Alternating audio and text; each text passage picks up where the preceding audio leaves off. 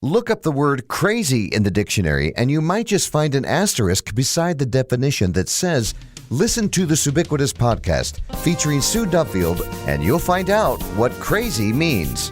Sue's travelogue journey of unfiltered stories, impossible miracles, and faith-filled fun will be revisited right here. So buckle up and let's get going with this humorous travelogue of an unfiltered saint, Subiquitous. I'm going to start right off. And forgive me for sounding so nasal. It's just allergy time, and I'm really doing fine. But I just sound kind of weird. But I'm going to rant, and I'm really going to rant because I forgot. I just totally forgot. You're saying, what did you forget, Sue? I forgot about the bureaucrats in the state of Pennsylvania, how they are just absolutely owning anyone who has even a nickel in their pocket. Did you know, according to the Pennsylvania Turnpike calculator, it would cost motorists in a 2-axle vehicle paying in cash $95.30 to travel from one end of the state to the other? That would be from the Ohio connection at Gateway to the Delaware River Bridge, which spans between Bucks County into Burlington County, New Jersey. $95.30. Now, if you're an Easy Pass customer like I am, that rate maybe would cost you a little less than that, but I'll find out when I get home. They say maybe around $47 to $67 when accounting for, the additional $6.30 fee at the Gateway toll plaza to cross the bridge into the Garden State. I don't know what it is, but all I'm saying to you is I feel so badly for these people and for truckers and for tour buses and the businesses that have to drive the turnpike. It's no wonder they go either all the way up to Interstate 80 or they go the southern route through Western Maryland and 70 through Hagerstown, Frederick, Maryland, and that way and going up. It's no wonder. And then at the same time, they're doing construction like crazy. I'm sorry. I just really am frustrated. By the way, it would cost $27.70 to make a 110-mile trip from Montgomery County to Clark Summit. Okay? Okay, so that's no surprise to Pennsylvania residents. I know that. They've known this. But I haven't been to Pennsylvania in quite some time where I've had to travel on the turnpike. And it just stinks in the nostrils of God. I understand that they have upkeep and I understand that the infrastructure, and I know that, the annual transit payments of whatever PennDOT's doing, the $450 million budgets and all this kind of stuff. I get it. But really, did you know that the Pennsylvania Turnpike is the most expensive road in the nation to travel, if not the world, I'm finding out. And then you put on top of that the cost of gasoline up here and their surcharges. I mean, you're going to pay $3.55 a gallon for gasoline in this state and not even blink. And who knows where it's going to be tomorrow and the next day and then in a year from now. Now, granted, I know we're not California and I know we're not the left coast, whatever it is. But I will say this, I feel badly. I feel badly for Pennsylvanians. I'm so sorry. So, and then they wonder when I have events call me and say, Sue, we'd love to have you come to Pennsylvania and we'd surely would love for you to come to our church. And I say, well, you're going to need to put at least $500 aside just to get me there and back, let alone rental cars and gasoline and fuel and tolls and all of that. So I've tried my best to make it all work, but sometimes it doesn't. But it makes me frustrated. And I know I need to monitor my own anger with this, which is Episode number 74, the title, You Need to Monitor This. I know I need to be in charge of my own emotions. I know that I'm supposed to pay attention when I get angry, but I am fit to be tied that it costs me over $45 to go about 83 miles on the turnpike. It's ridiculous. Okay, was that enough of a rant? Oh, here's another rant, by the way, and it's actually kind of a fun thing. And I wanted to be the police person, but thankfully I didn't have to be.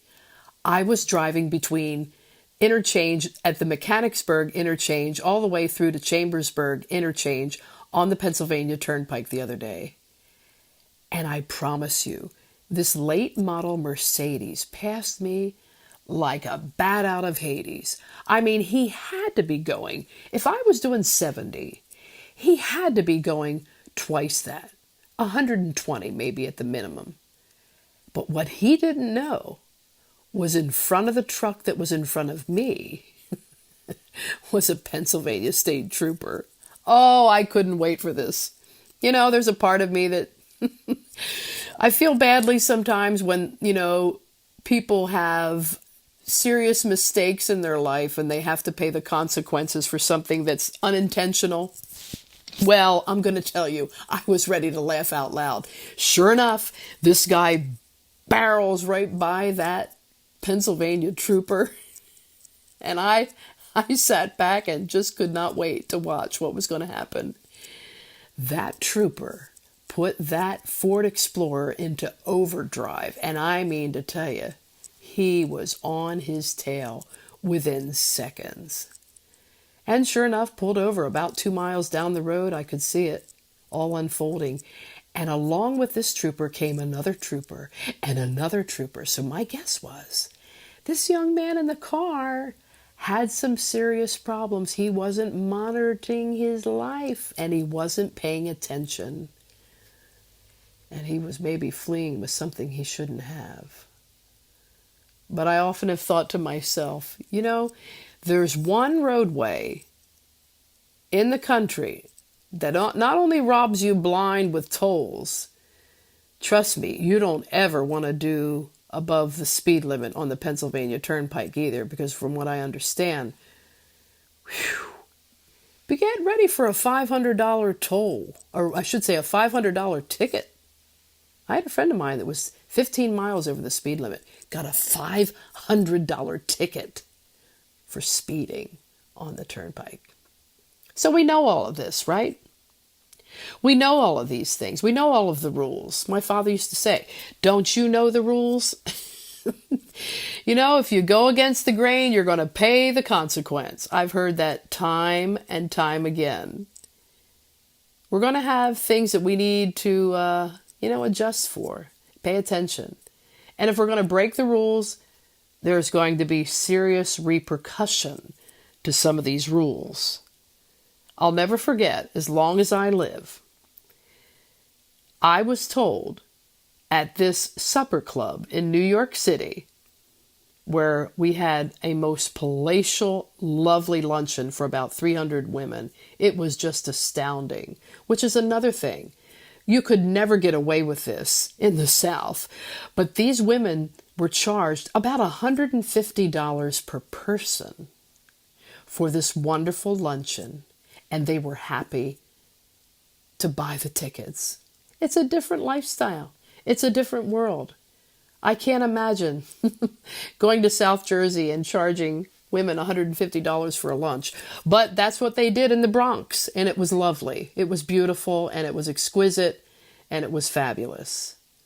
But I was told, Sue, and I love this, don't worry about the sound, and don't worry about your sound system. We have it covered. Now, I don't know what we have it covered means necessarily, so I have learned in 50 years of being on the road that it's probably a good idea to get a description of what they mean by we have it covered. It reminds me of the event that I went to recently where the sound man that was assigned to me, bless his heart, he was as sweet as pie. I loved him, fell in love with him instantly, but he had hearing aids. Okay? Now, I just want to say to you, I'm sure he's loyal. I'm sure he has been with the program for many, many years. I just didn't really get it. And I'm not trying to be mean, but I think there's a part where we have to say, okay, let's give this up and let's try something else. But anyway, their response to me was, we've got it covered, Sue. We have, and you're ready for this one, we have a DJ from one of the largest clubs in New York City that's going to come run sound for you. Okay, now my number one warning was DJ. DJs and people who run sound are probably as far as the East is from the West. I don't know how to explain it to you, but there's just not a lot of they don't understand kind of thing when it comes to an event such as a women's event, where really all you need is a microphone, at least a quality speaker system with a good equalizer, and maybe, a jack that I can plug my iPhone in so I can run my tracks from, right? How hard is that? I do it all the time. I do it with my Bose system. But oh no, I get there. And the DJ that is running sound in this building is not out on the floor with the audience. Oh no, that would be too easy. He's behind stage, behind the curtains, and wants to run sound for me from backstage. All right, so I'm kind and I'm generous and I'm sweet, and I realize I'm probably up against it. Number one, because I'm a woman. I know that sounds weird, but there are a lot of scenarios where, because I am of that gender, many people don't think that I don't know a lot of things about recording and sound system. You don't want me to change the oil in your car. You don't want me to work with your plumbing, and you surely don't want me to do electrical work in your house. But my guess is somewhere along the line, if it has to do with sound or sound equipment, I probably can figure it out. I've done this for years. And so I walk on the stage. He hands me a remote cordless microphone. I speak into it, and the monitor's coming back to me about knock my head off. Again, I'm kind. I'm generous. I want to be sweet. I want him to be my friend. And I want to be his friend. So I'm very careful about how I say this. So I walk over to the board and I go, Joe, I'm thinking, now this might not be true, but I'm thinking the only thing you're hearing backstage is the monitors. I don't think we have any house speakers on. Well, as soon as I challenged him on that, he jumped down my throat like I was an Egyptian. I mean, he was just like, how dare you question my authority? How dare you even begin to think that I don't know what I'm doing? Which I didn't say. I just said, I think the house speakers aren't on. So I go back out to the stage and I ask him to turn my microphone on with the track, and I start to sing. And I said, I know, because I'm not hearing myself in the audience. Well, again, I'm the bad girl. So I go over to his board and I walk again, and I'm just staring over at the board, and I already see the problem, but I'm thinking, don't do it because you're going to show him up. I said, Joe, let's do this. Can you turn off the monitors and let's see what we got? So I go back to center stage and I start to talk in the microphone, and this is the sound we get. Nothing. And then he looks at me with this question like, well, okay, well, then how did you know that? Well, it's not because I went to recording engineering school.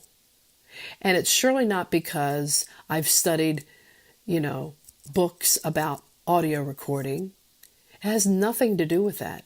It has everything to do with years and years and years and years of practice of listening to what my voice sounds like. And I know when it's being amplified to the congregation or amplified to the outside audience, or if it's not. So then I said to him, I think on your board, I think there's 2 little buttons there that all you have to do is release it and you'll have the house speakers on. And of course I was right. Now, I know. I need to monitor my need to fix things. Fixing things is what I like to do. It's almost like I have this perpetual dream that when I wake up in the morning that I can solve a problem for someone. Don't ask me how I got that. I don't know. And I've said it many times, even in my book, Ubiquitous, A Humorous Travelogue of an Unfiltered Saint. I was raised with this innate ability of fixing things. Now, I'm not saying I'm good at it, and I'm surely not great on some things, but I know one thing. God has given me a gift to be insightful. And He's given also you a gift in the specifics of talents that you have also. But one thing that I've had to monitor in my own life is not everybody wants to be fixed. Imagine that. That blows my mind. You mean to tell me nobody wants to know when they're wrong? Nobody wants to know when they're off center? No, they really don't. And I know, I'm just a girl. And I know in a mostly male-dominated world of live sound engineering, I wasn't taken very seriously that day when I asked, are the house speakers on? The guy looked at me like I had 2 heads. I said to him again, I believe, though, sir, that you're hearing only what's coming from the back of the stage.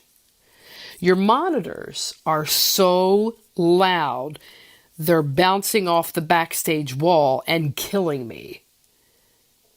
And that was it. I crossed that sacred sound man line.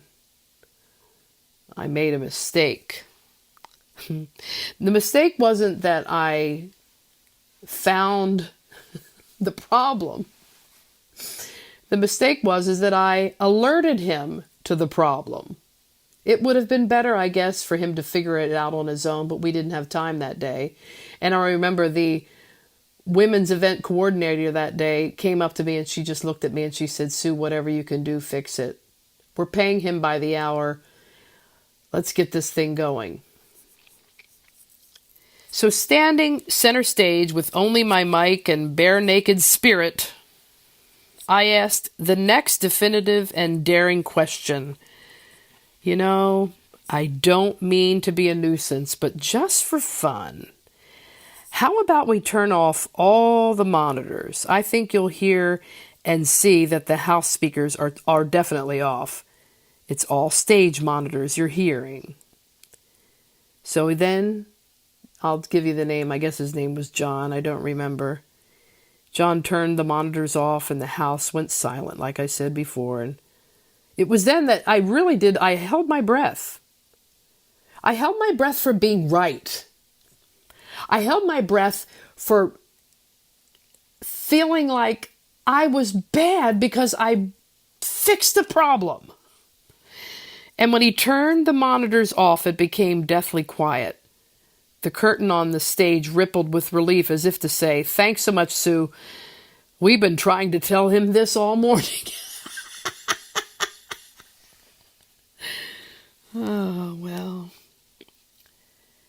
This really could be a great teaching tool for just about everything performance-wise or even those of you that do any kind of live broadcasting, whether it's on live stream or if you're a pastor, if you're a singer, if you're doing anything on Facebook Live or YouTube, this is a great little teaching. I got to tell you something, and I'll never forget saying this to a group of musicians in Branson, Missouri, where I was told later I ate them for lunch and then I felt badly. But I do feel like the Lord used me talking to these gospel musicians who I said to them, I said, some of you are more concerned about filling your calendars with gigs than you are filling your hearts with the Holy Spirit. And the place went deathly quiet. Or deathly quiet, I guess you could say. And I wondered if I would pay the consequence for speaking the truth. There is such great consequence to speaking truth. You won't always be given a blue ribbon. In fact, people will probably walk away because they don't like to be told the truth, truthfully. You know, most musicians and singers love to hear themselves. I deal with that all the time. I see it. It just goes with the territory, and I even confess that I sing better when I know it sounds good in my ears on stage. The other day, I had the option of using the house system or my little Bose system, and I chose my little Bose system. Why? Well, it's not that I have to be controlling, and it's not that I have to be in charge. I really don't. But I know what works for me, and I know I won't be busting my vocal cords wide open when somebody else is back at the board tuning me while I'm trying to sing. I've even heard somebody say in a concert one time, they didn't care what it sounded like out front to the audience as long as it sounded good in their in-ears. Oh no! That's where we are? It doesn't matter what the congregation hears as long as I can hear myself in my in-ears and I can hear myself in the monitors? That's really what we've evolved to in the church? Oh, I think so. But what hits me after that specific episode in New York is this. What value is it to the audience if the house speakers are never on? Better yet, who are we thinking we're relevant or changing the world with our own speaking, singing, entertaining, when basically all we're doing is sounding good to ourselves? And what's really frightening, are we even aware of any of this? I'm preaching to the choir maybe, but I know this to be true, that we have a diversified audience here. We do have a lot of creatives and musicians and singers that listen to me on a regular basis. I am not an authority, but I do know this. I do know after 50 years that it's probably not a bad idea to sit in your own audience once in a while. I don't know how you can do that. But imagine yourself sitting on the front row, listening to whatever you're trying to say, speak, or sing. You know, check to see if your main speakers are on. And I mean that spiritually. For the pure sake of appropriateness and applicability and maybe even purpose, you really need to monitor this. I think, for once, it's time for a total sound check, both technically and spiritually. You have not arrived. No one has. And specifically when it comes to broadcasting over streaming devices. If anything, the more vulnerable and less played out and rehearsed you can be and speaking from your heart is going to greatly affect your audience much more than being perfected. Psalm 139 says this: God, investigate my life. Get all the facts firsthand. I am an open book to you. Even from a distance, you know what I'm thinking. You know when I leave and you know when I get back. I'm never out of your sight. You know everything I'm going to say before I start the first sentence. I look behind me and you're there, and then up ahead you're there too. Your reassuring presence coming and going. This is too much, too wonderful. I can't take it all in. Then in Luke chapter 8, 17 and 18, I love this. For there is nothing hidden that will not become evident, nor anything secret that will not be known and come out into the open. So be real careful how you listen.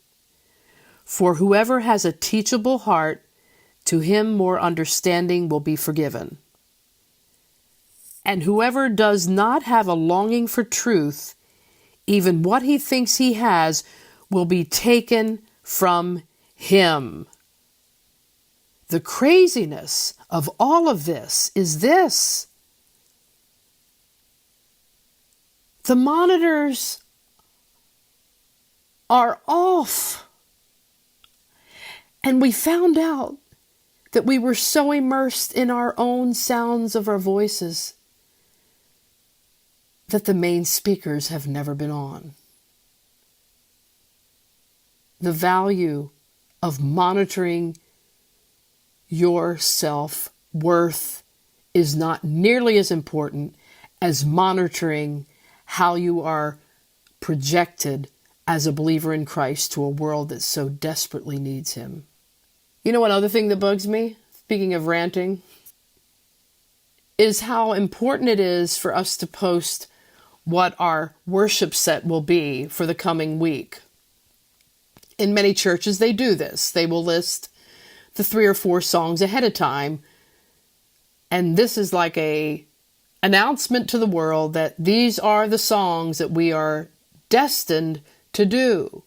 With little change, many musicians coming together. We've got to do it the right way, rehearsals, all of that. And there's nothing wrong with that. There surely is nothing wrong with rehearsing,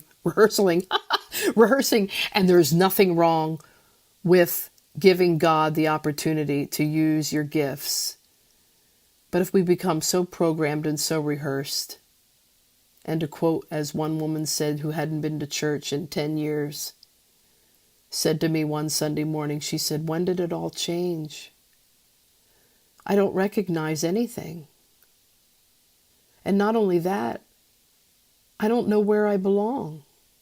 I'm not saying that music in itself can change the world, but I will say this, that I have watched services take a complete and most Holy Spirit-filled change when musicians have given themselves permission to walk away from the typical programmed, we've only done it this way, this is what we've rehearsed, this is the way we're going to do it, wow, we killed it, wow, this is great, wow, they jumped up and down, wow, this was fabulous, we had a good response. All of those kinds of comments, in and of itself, are okay. But what I want more than anything, and this is what I want to monitor my own self with, is whose lives have been changed during worship? Who saw Jesus for the first time? Who felt the Holy Spirit tug at their heart and say, it's time for a rearrangement? So my challenge to you today on this episode number 74, I need to monitor myself even more than I ever have before. And that's what I'm trying to do as I age and as I get full of more wisdom and malarkey at the same time. Because that's what happens, you know. Jeff already told me my filter's broke. So God only knows what's going to come out on this podcast. But I know this to be true. Stay and take a great position of saying, God, I don't want to be so loud. I don't want to be so loud, and I don't want to be so obnoxious, and I surely don't want to make it about me. Help me to know, God, when it's only what I think sounds good. And realizing that inevitably it's really about you and shining the gospel of Jesus and making sure that the house speakers are on. Well, this was an unusual episode, number 74. First of all, I'm in Pennsylvania, as I said, and Jeff is in Tennessee. And I'm at Roxbury Holiness Camp for a week. I chose to stay here for a few days to do some work and kind of sequester myself alone in this guest house without a television, and this has been good for me. No speakers, no television, nothing to monitor except my relationship with God and to monitor my bad habit of buying Oreo double stuffed cookies that are still in the bag, and maybe I'll just take them home. Thank you for tuning in to the Subiquitous Podcast. We will see you next week, and in the meantime, get on SueDuffield.com.